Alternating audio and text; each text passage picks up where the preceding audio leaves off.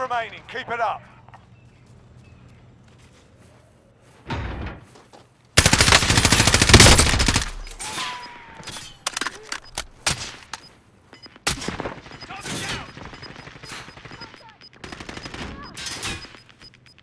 Gas is inbound. Marking new safe zone. Out!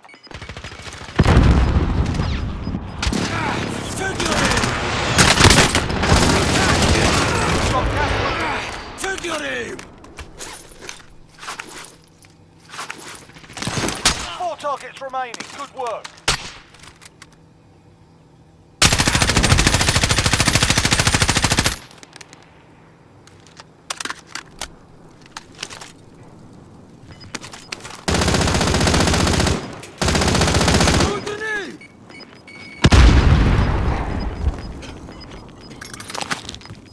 Gas is inbound. Marking new safe zone.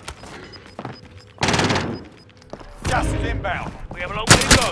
Let's move.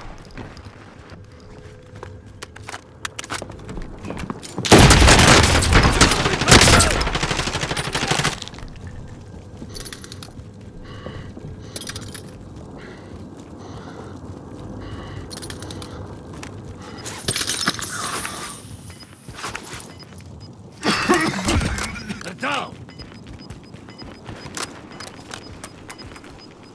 Gas is closing in. Relocating the safe zone. They picked the wrong fight. Well done.